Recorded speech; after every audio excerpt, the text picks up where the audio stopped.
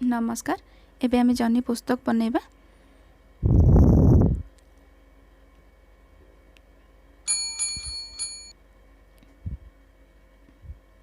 आमर आवश्यक सामग्री गुड़िक है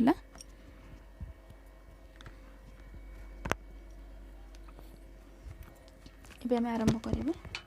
एठी मु 500 ग्राम जह्नी नेछि, 2टा सिझा आलू, तेल, पुस्तक पेस्ट, पंच फुटण, हलदी गुंड, लूण आ लंका गुंड। एबे आमे गैस ऑन करिबा।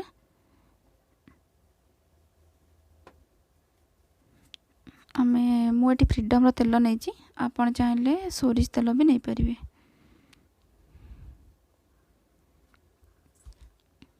एबे आमे पंच फुटण पके दबा। मु एठी पंच फुटण, 2टा सुखला लंका। एबे हमर भाजी हे गलानी।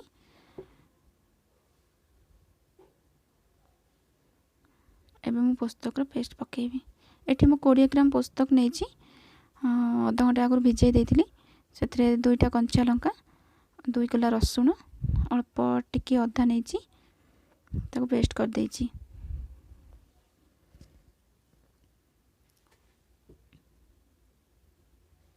एबे गोटे चम्मच हळदी गुंड नबा।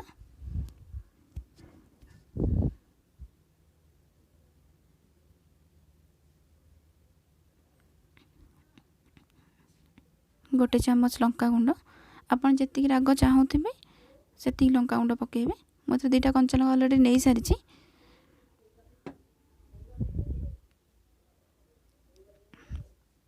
एठी मु जह्नी की धोई की छोट छोट पीस करी काटी रखि देछि। एबे आमे जह्नी पके भाजिबा।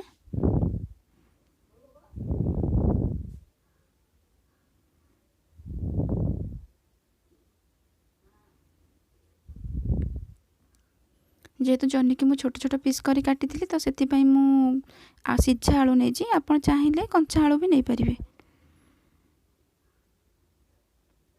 एबे जह्नी हमर भजा हे गलानी।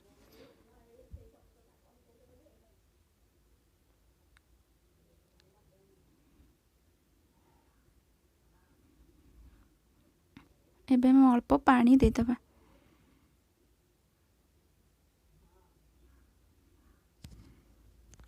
जेहेतु जह्नी रु पानी बाहर सेति पई मु अल्प पानी देछि।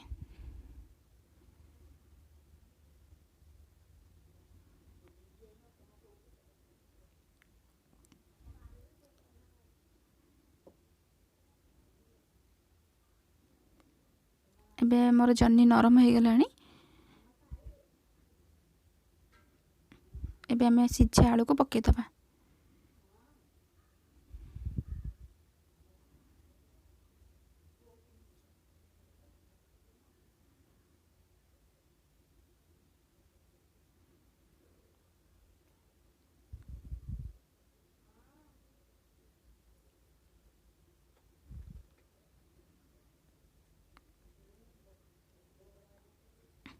एबे हमर जह्नी हे गलानी।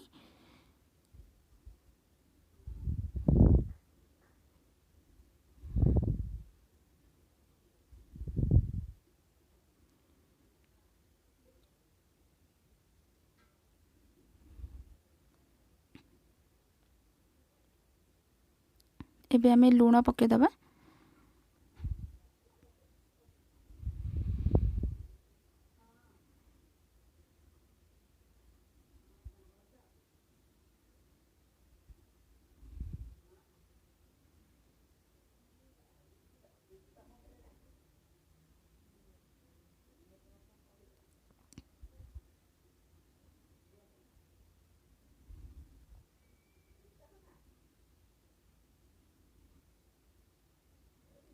देखो जह्नी रो केते पानी बाहर लानी।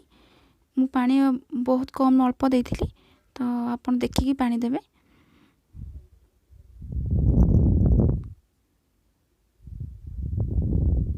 एबे आमे ढंकुनी घोड़े दिले।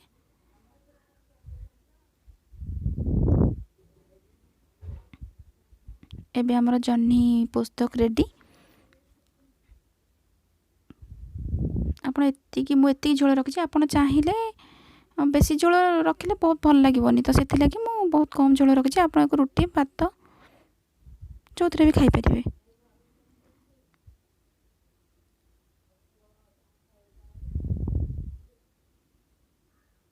ଏବେ ଆମର ଜହ୍ନି ପୋସ୍ତ ପ୍ରସ୍ତୁତ ହୋଇଗଲା।